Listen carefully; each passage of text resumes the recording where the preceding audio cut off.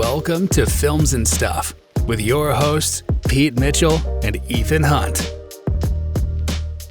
Hi, everybody. Welcome back to the Films and Stuff podcast. I'm Ethan, as always, joined by the most valuable Pete. Hey, Pete, what's up? Not much. You tell me. What's going on with you? I guess we should say we are now officially in the summer blockbuster season. It's going to go rapid fire now. We both just saw F1. More on that in a minute. And coming down the pipe very quickly, it's like every week for the next 3 weeks, there's going to be a big blockbuster, which is Jurassic Park, Fantastic Four, Superman.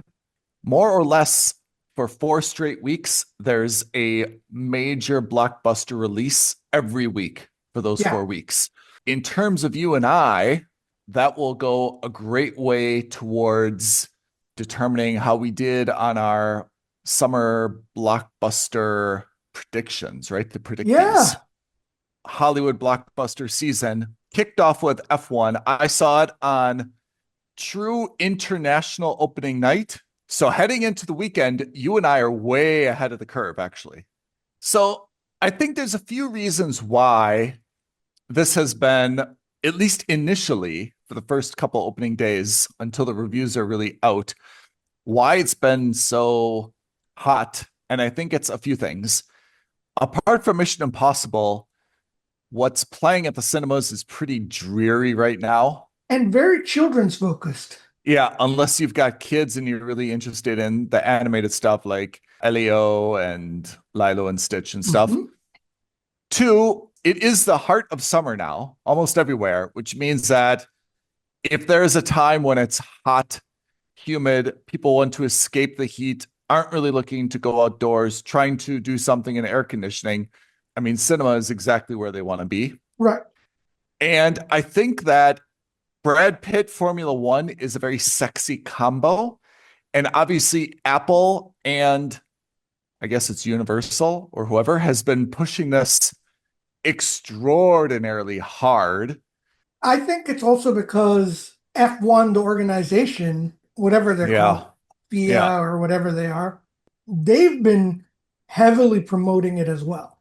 I think because, Lewis Hamilton is a producer, he's featured in the film, and some big names are featured in the film.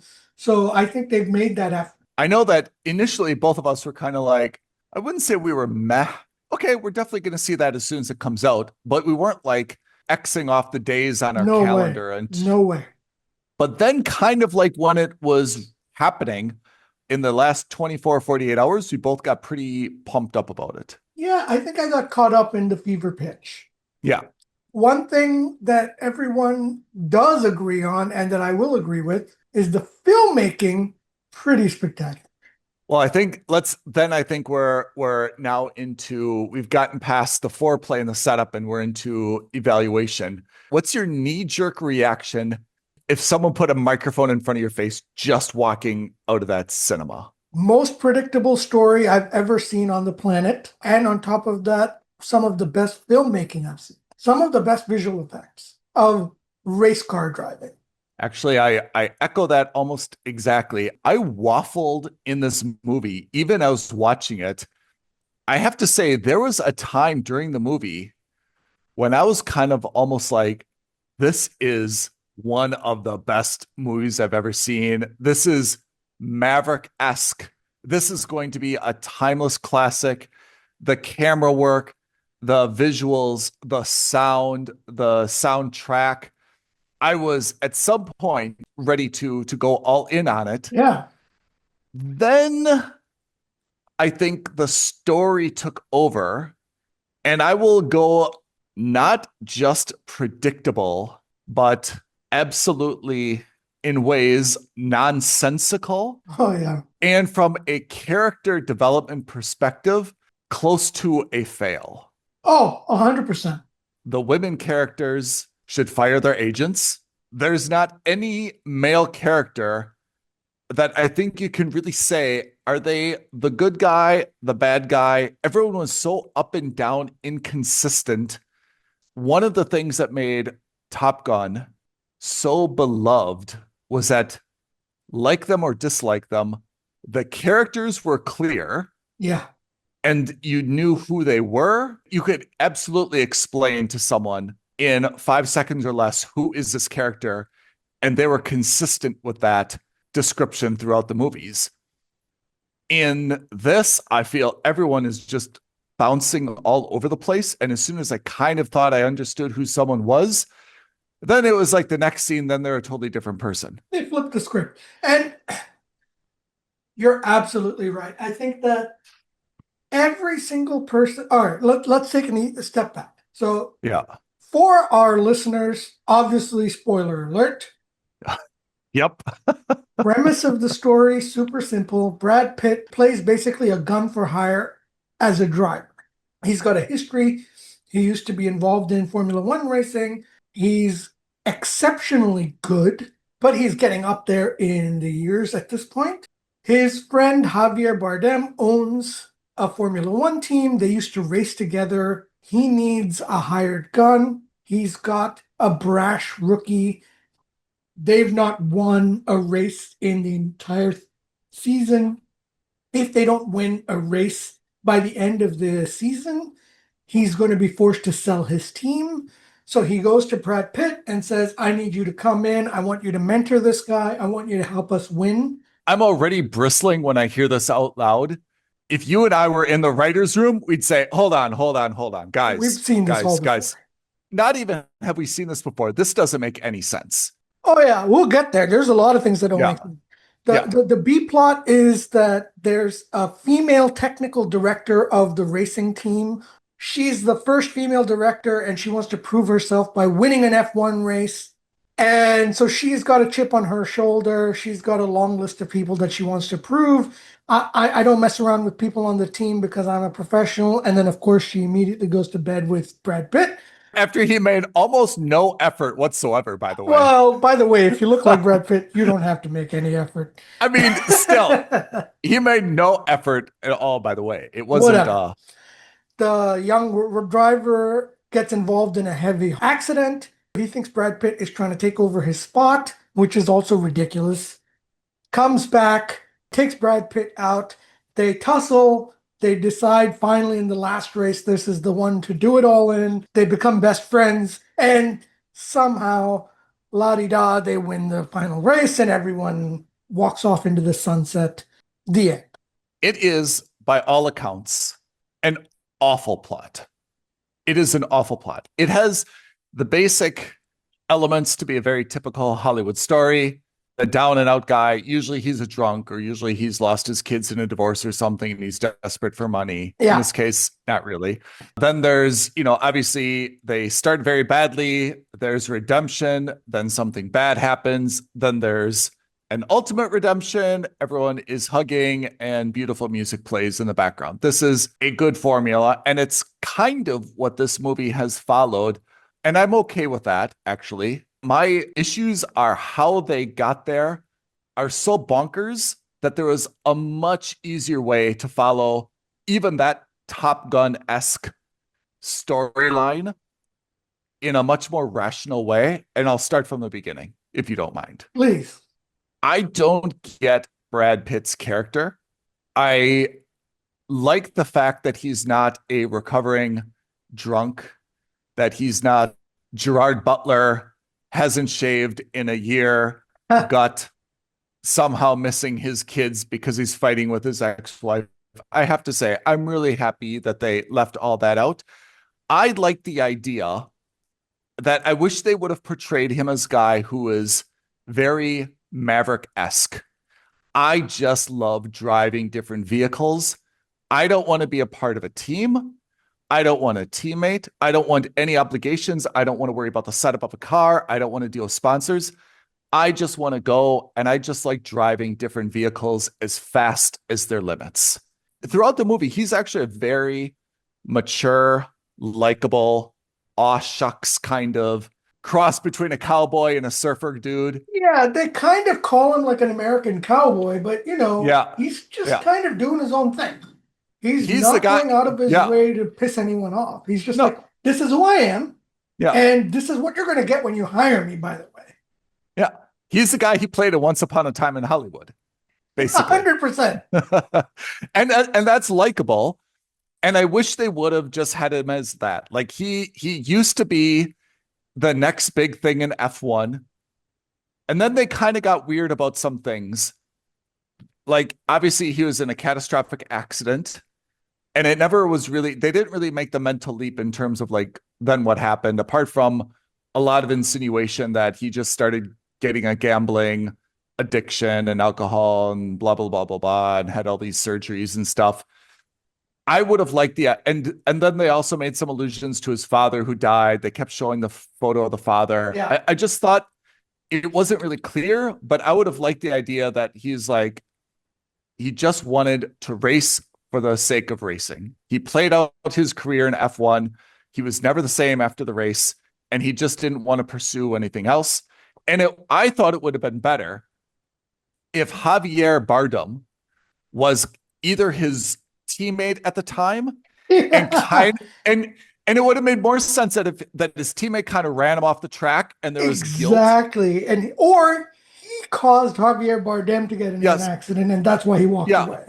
Or when Pitt was recovered from his injuries, Javier Bardem was his replacement. Yeah. And Javier was such a good replacement that he lost his seat. And then he's like, well, fuck it. Yeah. If you had that dynamic, because I was thinking the same thing. I thought if Javier and Brad Pitt were on the same team and Javier caused the accident or he caused an accident or somehow, because they even alluded to this is recompense for what happened in Monaco about all the days back then. Yeah. They never really explain what that is. But you know what I mean, right? Then you're kind of getting into Maverick versus Goose. I regret that this is the life that's happened because of it. I have to walk away from F1, but not from racing because of what happened. That's right. I think that would have been a better start to this. The next issue is that team structure is all sorts of bonkers. Oh my God. First of all, if this was a real F1 team, and by the way, I'll go on the record to say I hate F1 racing. Ooh. I'm not a fan of F1 racing at all, but I appreciate that F1 racing is one of the most technical sports out there. It's the pinnacle. In terms of the organizational capabilities. Yeah. And by the way, not just the organizational of like getting getting two men on the track at 400 kilometers an hour. I mean, just the logistics of sending those race cars all across the world for whatever number of races it is. It's crazy. I thought the casting was good. I thought how they portrayed each character was weird. Okay, so Javier Bardem is the owner, right? Yeah. Kasper Smolinski, I guess, is the team principal, but not an owner. And he was a former, a pit crew member. And I thought that was a very good aside that he's kind of worked his way up from the pit crew member. And I thought they should have put more on that. When we first came into Park Ferme, right, we see his wife and kids or grandkids kind of climbing on the car. And someone makes a comment oh, the world's most expensive jungle gym or something, right? I thought he would have been a better team owner and Javier Bardem would have been better kind of as a team principal. And then you have the dynamic that Javier Bardem brought in Brad Pitt actually to undermine the team so that they would not perform well. And he wanted to kind of buy it from the owner at a cheaper price or something. I thought the whole premise, which is just nonsense. I know you dislike F1. I like F1, but I wouldn't say I'm a rabid F1 fan. The rabid F1 fans hearing that the premise is if we don't win one race, we will have to sell the team. To be honest, I think is just, I'm surprised they got that into the movie. I think that's just a nonsensical, I think there's a better storyline. Oh, I'm sure there is. I think that's just something that is meant to be washed away. The point is we need to win once, otherwise we're out. Yeah, I get it. I just thought that was a very poor hook. That's not realistic. It's not based in finance principles. I don't think it's based in F1 principles. I think it would have been better if Javier Bardem's contract simply said, we're going to kick you off the team if you don't get us one podium I hired you because you're supposed to be this XF1 racer. And the team is going to continue, but you're not going to be a part of the team, and we'll clean house. I mean, I agree. That's not bad. I didn't think of that. I was thinking that the guy, Joshua, should have kind of been like in the lead, like for the championship, like the points lead. And he could have got injured, and they were going to bring in like a substitute to continue his seat. And again, Javier didn't want the guy to win because he was trying to undermine the team. He wanted, in this case, Casper, to be forced to sell, and intentionally brought in Brad Pitt because he thought Brad Pitt was washed up, and then Brad Pitt kind of like exceeded expectations. And you find out that Javier Bardem is actually trying to undermine the whole thing and not Brad Pitt's friend. In any case, I think there's a better plot to be had. I thought that just kind of ruined it for me, because then you know where this is going to end. Once they said that, you know what's going to happen at the end. Well, they have to win the race. Yeah. Carrie Condon, I think she really is Irish, but I thought there was no reason whatsoever that she had to bring out her most Irish accent. Okay. Totally distracting. And I thought that her character, I like the idea that they've got a lady technical director. I thought her background kind of made sense. You know, I was an aerospace engineer. I got it. Like, okay, well, you know, my husband left me, although I think that's pretty trite, but fine. I want to prove him wrong, whatever.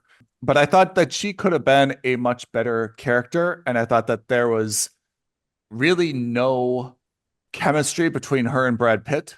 I kind of liked them both together, and I would have liked that to be a better relationship. And I really would have liked them to have ended up together, that they would have both kind of quit the team at the end. They're like, fine, I delivered your championship to you. I don't like the way that you've treated us.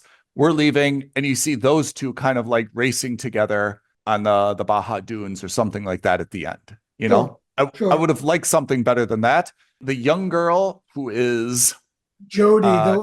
Yeah. So again, they just made her a ditz, and either she should have been someone's granddaughter, or there should have been something why this has always been her dream to be on a pit crew. And I just didn't think they needed to make her so hapless. Even if they would have made her the love interest of Joshua or something, I thought that they just didn't need to make her so useless. I thought that was really unnecessary. Didn't like Joshua's mom at all, Bernadette, who went from, oh, he's cute, to then saying, well, you caused my son's injuries. She didn't have any knowledge of that whatsoever.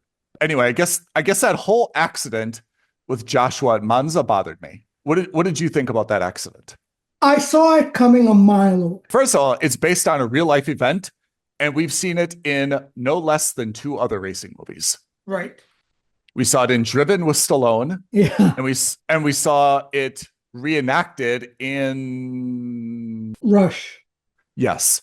So this is the 3rd time we've seen that. And if you saw Grand Prix 2 years ago, you basically saw something similar. Right. I thought that was unnecessary. By all accounts, it wasn't Brad Pitt's fault at all. Yeah. Okay. Whose mother is inside the technical paddock? I agree. What the fudge, man? I don't care how good or whatever your contract is. Mom and dad, they're in a suite somewhere. They're not in the pit.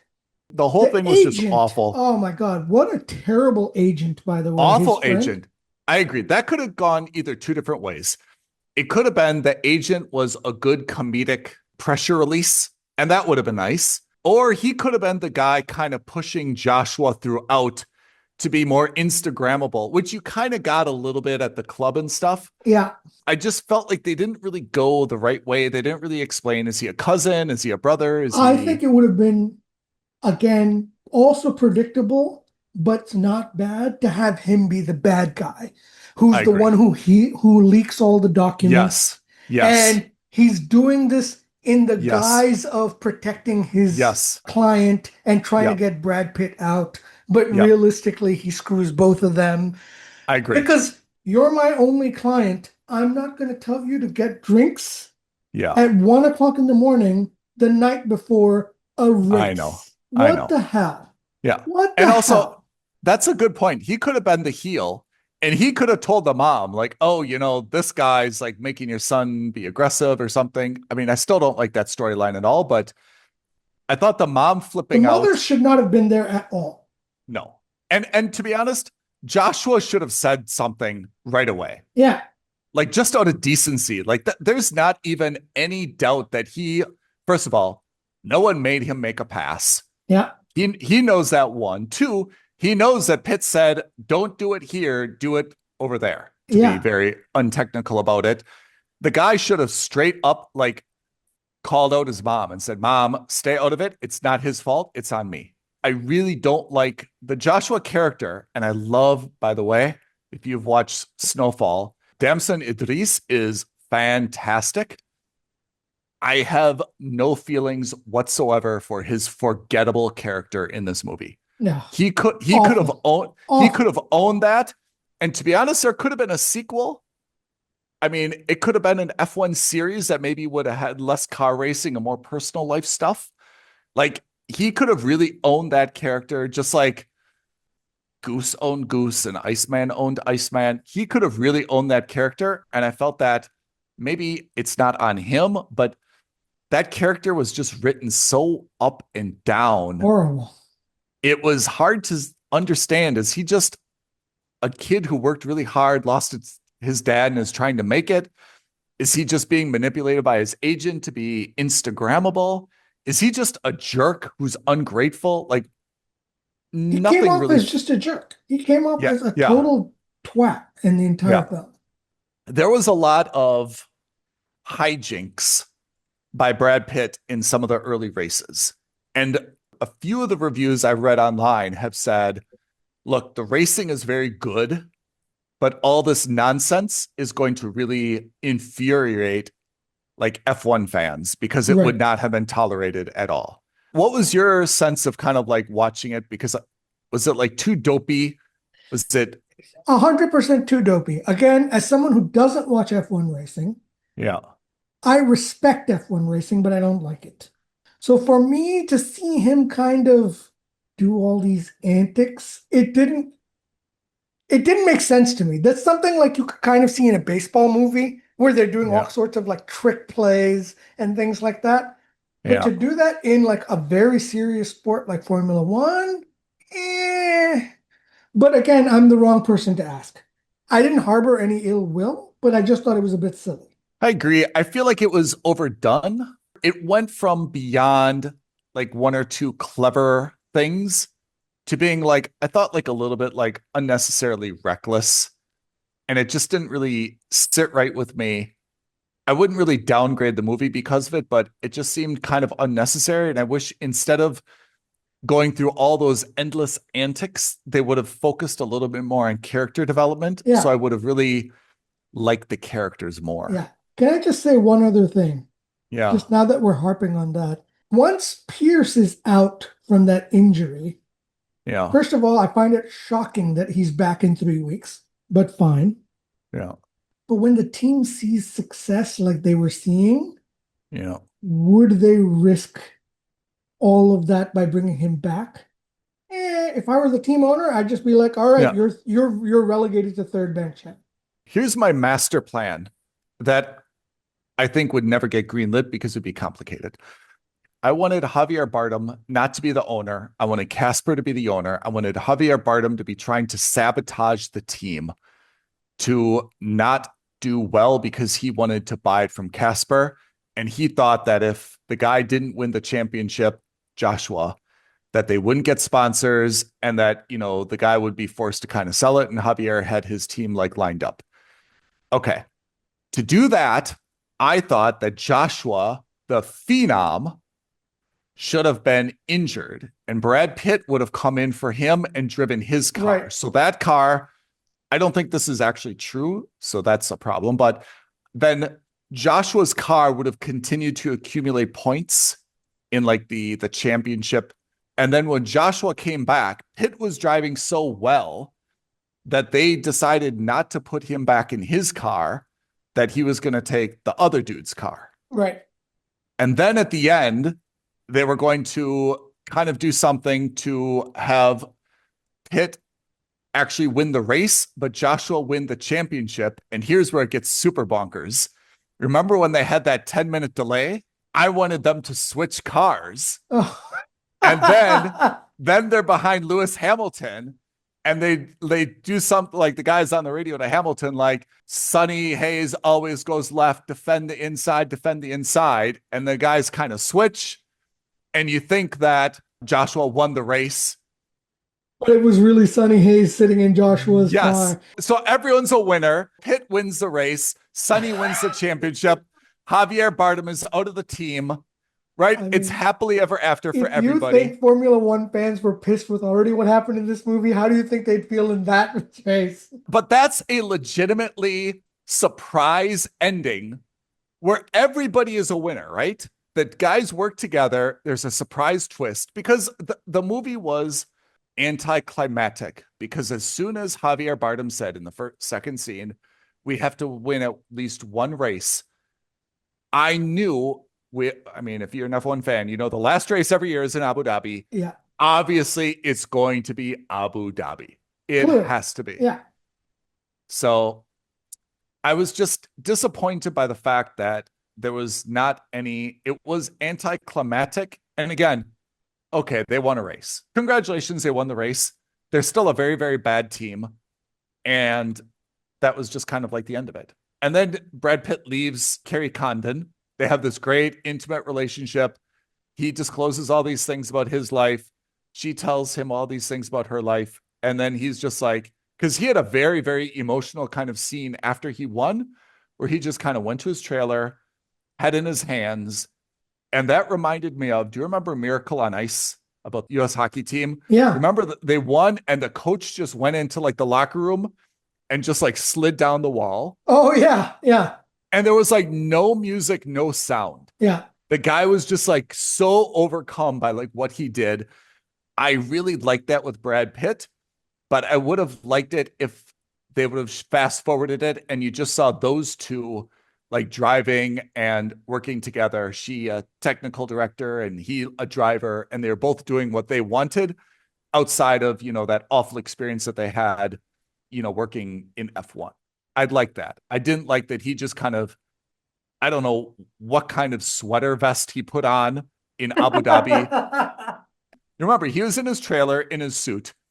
Then she goes looking to find him. He's all showered up, wearing a very strange outfit on some type of balcony that looks like he's patio that looked at some kind of fancy restaurant or like a hotel lobby. Tiki torches and stuff. And then he gets in a car and he's off. Yeah. Ugh. And next scene, he's in Baja, California. I think we can all admit the story needs a lot of work. I take that back. The story was as predictable as you could get it, which isn't necessarily a bad thing for a summer blockbuster. It's also not necessarily a bad thing because this is probably one of those things which is, it was financed by Apple, but almost assuredly Formula One, the organization, had their fingerprints all over it, which means that at some point you're going to get a lot of writing by committee. You're going to get a lot of, we can't have this because it's going to make our organization look bad. Yep. There's a lot of efforts to make Formula One look better than it is or glorify it in a lot of ways. I'm not saying that it's not. I'm just saying that that's what happens when an organization funds a movie about itself. It's inevitable. So yes, that's a problem, but what did you think of the filming? What did you think of the visual effects? What did you think of the sound effects? I have to say it was fantastic. I did not see it on an IMAX, which I regret. Right. But I think absolutely not just the racing scenes, but kind of how in some cases the camera was a little bit shaky. Like it really made you feel like you were in the car and you really understood, I thought, the stakes of the racing. I thought the sound was great. I thought the soundtracks were great. And so important and often not done, they stopped the sound at the right times. Yeah. Like they let the movie breathe. I think visually, way better than Oppenheimer. Probably one of the better visual and auditory movies I've ever seen. I thought it was absolutely well done. I know I've read some online critiques because apparently the footage was taken, in some cases, a passing was taken from real F1 races and Right. they CGI'd the car in there. Okay. So I've heard some critiques that it didn't look good or realistic or wasn't realistic. I did not pick up on that at all. And I Not think at all. that I think you wouldn't, given what you've said about F1. I don't think that I would have, although I've watched more F1 than you, but I didn't even notice it whatsoever. So I thought visually it's absolutely Academy worthy. And maybe that's why I'm a little bit harsh on the plot and the characters, because 100%. I wanted this movie. I can rewatch Top Gun today. I can rewatch Maverick today. I can rewatch Tenet today. I cannot rewatch Oppenheimer today. And I will never again watch F1. Right. And that makes me sad, because if that would have been a better story, to be honest, it could have been a classic. And when we get back to what you said at the beginning, do you think we rank this right for our summer blockbuster predictees? I think probably, because I think there's going to be a huge, huge audience that goes see it opening weekend, and I think it's going to fall off a cliff. Okay. I don't think anyone's going to see it twice. And I think that everyone who hasn't seen it is going to talk to other people, and everyone's going to be kind of like, yeah, it's good. If you like F1, it's great. Like, plot. Yeah.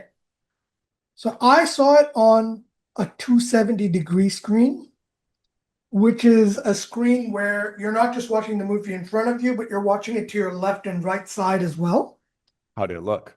What they did was they only used the center screen for the entire movie, but they turned on the left and right screens for whenever we were in the car and they were racing.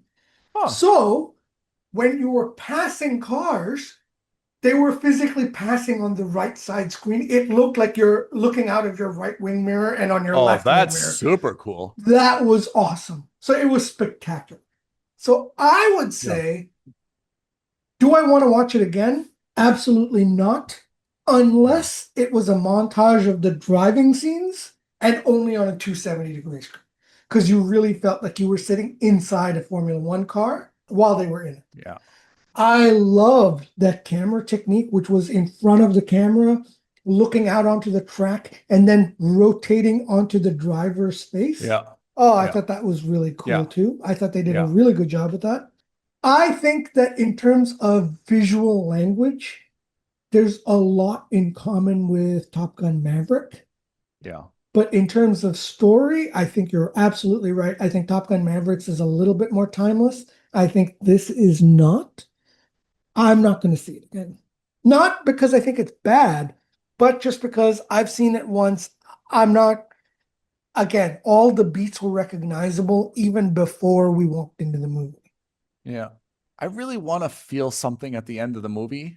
I mean, even at the end of Mission Impossible, when Ving Rhames, like he left that emotional message for Tom Cruise, like at the end of Mission Impossible, I felt something, like it was obviously a farewell, but I really felt something at the end of that movie about like, man, like these guys have been through a lot.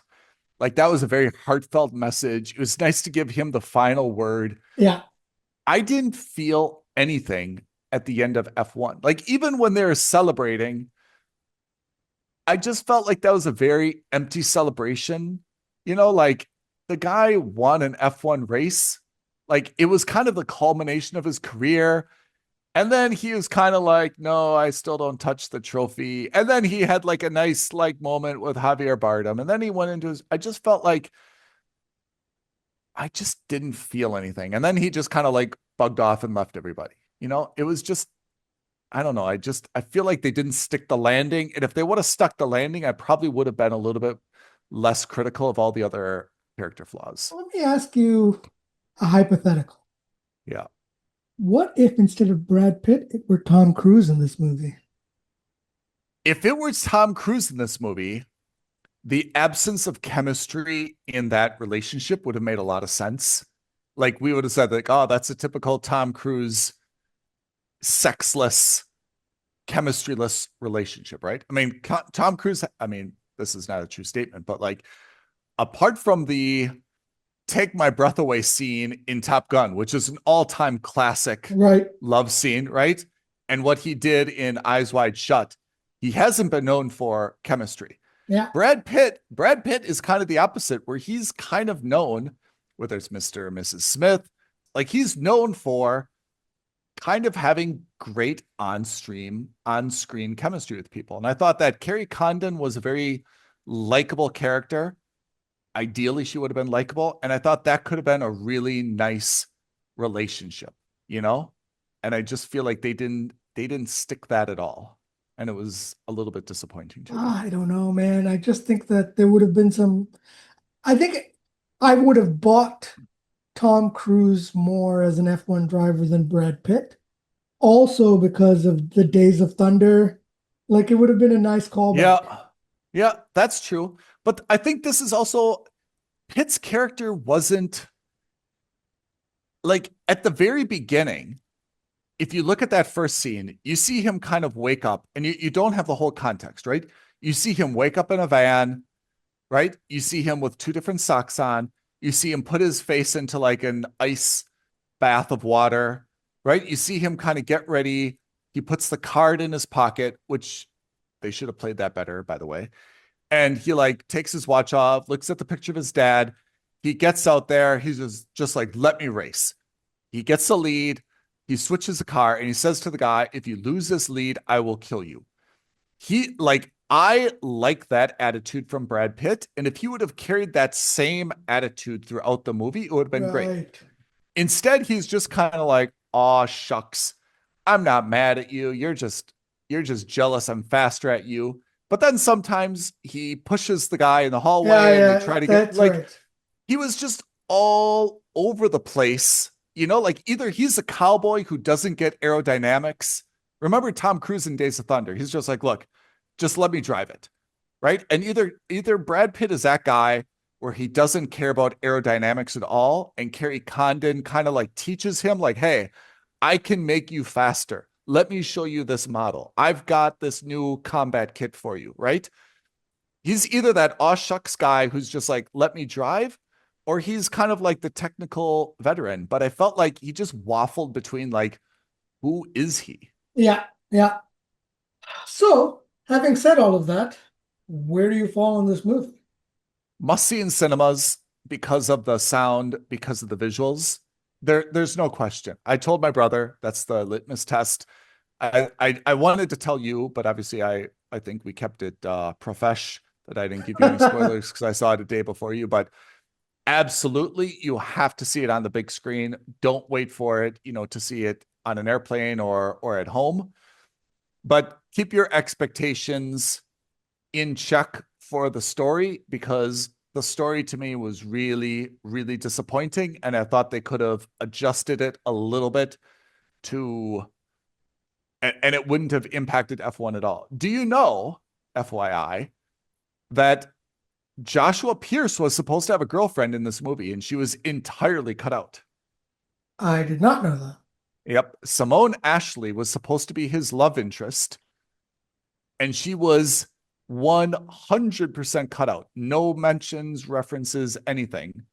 So this went through, I mean, you mentioned it. Whenever you've got a lot of big organizations involved and big egos and like stuff is going to get left on the cutting room floor, I think they say. Yeah. But I just felt that there was some really minor adjustments they could have done to kind of recalibrate some of the character arcs that would have been a little bit more faithful to their characters and would have been like less head scratching. Like I really didn't like it that Jodie was just useless. She bumps into Joshua. Her gun jams, right? The guy drives over it. Like you never see her backstory or redeem herself. She's just honestly a hapless blonde on a pit crew. And it's not explained why. She never redeems herself. She never kind of does anything, Yeah. And it's this type of repeated stuff that drives me nuts. You know, I don't like Tobias Menzies, Peter Banning, right? The board member. Yeah. Like that whole thing is just so off-putting to me that I just didn't like it. I thought, could have cut him out and combined Yeah. him with the agent, and he Yeah. could have been the one. Yeah. And I thought the agent, that was a lost opportunity to either have that guy be kind of the bad guy in the heel, or that's a career altering role where he could have been the comedic sidekick, you know, like the hapless cousin who's like, oh my God, like, why do you use this guy? Look, he's my cousin. He knows, like, he's okay. Like, he could have been the hapless guy who kind of like redeemed himself at the end as well. He offered nothing to that movie at all. Yeah. You know, and those are the types of missed opportunities. That's a career altering role.